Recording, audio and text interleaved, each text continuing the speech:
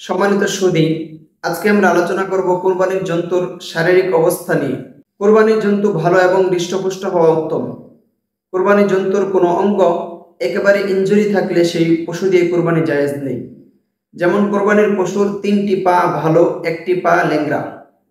3 পায়ে চলাফেরা করতে পারে, 1 পায়ে চলাফেরা করতে পারে না, অথবা এক চলাফেরা করতে পারে কিন্তু 1 পায়ের উপর ভর করতে পারে না, তাহলে এমন পশু দিয়ে কুরবানি জায়েজ নেই। কোরবানি পশুর 2টি চোখই যদি অন্ধ থাকে তাহলে সেই পশু দিয়ে কোরবানি জায়েজ নেই। অথবা যদি 2টি চোখের 1টি চোখ ভালো থাকে, 1টি চোখ অন্ধ থাকে, তাহলে সেই পশু দিয়ে কোরবানি জায়েজ নেই।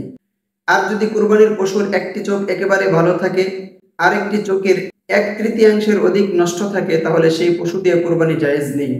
কোরবানির পশুর সবগুলো দাঁত যদি পড়ে গিয়ে থাকে, 1টি দাঁতও বাকি না থাকে, ঘাস খেতে পারে না, তাহলে এমন পশু দিয়ে কোরবানি জায়েজ নেই। তবে যদি দাঁত না থাকা সত্ত্বেও ঘাস খেতে পারে, তাহলে সেই পশু দিয়ে কোরবানি জায়েজ আছে। কোরবানির পশুর জন্ম থেকে যদি কান একেবারে না থাকে, তাহলে সেই পশু দিয়ে কোরবানি জায়েজ নেই। আর যদি কান থাকে কিন্তু ছোট আকৃতির, সেক্ষেত্রে সেই পশু দিয়ে কোরবানি জায়েজ আছে। কোরবানির পশুর শিং যদি একেবারে মূল থেকে ভেঙে গিয়ে থাকে, তাহলে সেই পশু দিয়ে কোরবানি জায়েজ নেই।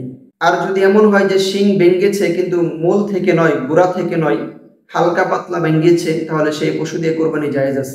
কোরবানির পশুর কান অথবা লেজের 1/3 বেশি যদি কাটা থাকে, তাহলে সেই পশু দিয়ে কোরবানি জায়েজ নেই। কোরবানির পশু যদি একেবারেই অন্ধ থাকে, 2টি চোখ অন্ধ থাকে, তাহলে সেই পশু দিয়ে কোরবানি জায়েজ নেই। 1টি চোখ অন্ধ আরেকটি চোখ ভালো, এমন পশু দিয়েও কোরবানি জায়েজ নেই।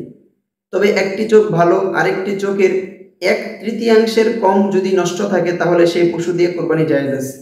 আর যদি 1/3 বেশি পরিমাণ নষ্ট থাকে, অন্ধ হয়, তাহলে সেই পশু দিয়ে কোরবানি জায়েজ নেই। কোরবানির পশু যদি একেবারে এমন দুর্বল হয় যে জবাইয়ের স্থান পর্যন্ত হেঁটে যেতে পারে না, তাহলে সেই পশু দিয়েও কোরবানি জায়েজ নেই। কোরবানির উদ্দেশ্যে ভালো পশু ক্রয় করার পর যদি সেই পশুটি ত্রুটিযুক্ত হয়ে যায়, অসুস্থ হয়ে যায়, যে অসুস্থতার কারণে কোরবানি জায়েজ হয় না, তাহলে ব্যক্তি যদি ধনী হয়, নেশাব পরিমাণ সম্পদের মালিক হয়, তাহলে সেই ব্যক্তির জন্য আরেকটি পশু ক্রয় করে কোরবানি দিতে হবে। আর যদি ব্যক্তি গরিব হয়, তাহলে তার জন্য দ্বিতীয় আরেকটি পশু ক্রয় করা জরুরি নয়। গর্ভবতী পশু কোরবানি দেওয়া জায়েজ আছে। গর্ভ থেকে যেই বাচ্চা বের হবে, সেই বাচ্চাকেও কোরবানি দিতে হবে। তবে যদি প্রসবের সময় একেবারে কাছাকাছি হয়, নিকটবর্তী হয়, সেক্ষেত্রে সেই পশুকে কোরবানি দেওয়া মাকরুহ। অন্য আরেকটি পশু ক্রয় করে কোরবানি দেওয়া উচিত।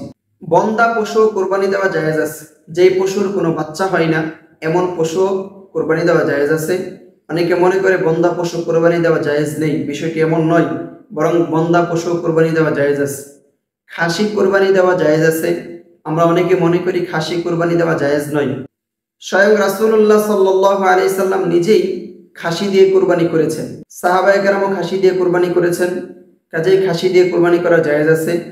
আবু হানিফা রাহমাতুল্লাহি আলাইহি বলেছেন, খাসি দিয়ে কোরবানি করা উত্তম, লিআন্না লাহমাহু আলাজ্জু ওয়া আতিয়াব, কারণ খাসির গোশত তুলনামূলক ছাগলের গোশতের তুলনায় বেশি সুস্বাদু এবং বেশি উত্তম, ভালো হয়ে থাকে। আল্লাহ তাআলা আমাদের সকলকে উক্ত বিষয়গুলো সঠিকভাবে বুঝে কোরবানি করার তৌফিক দান করেন। আসসালামু আলাইকুম ওয়া রাহমাতুল্লাহ।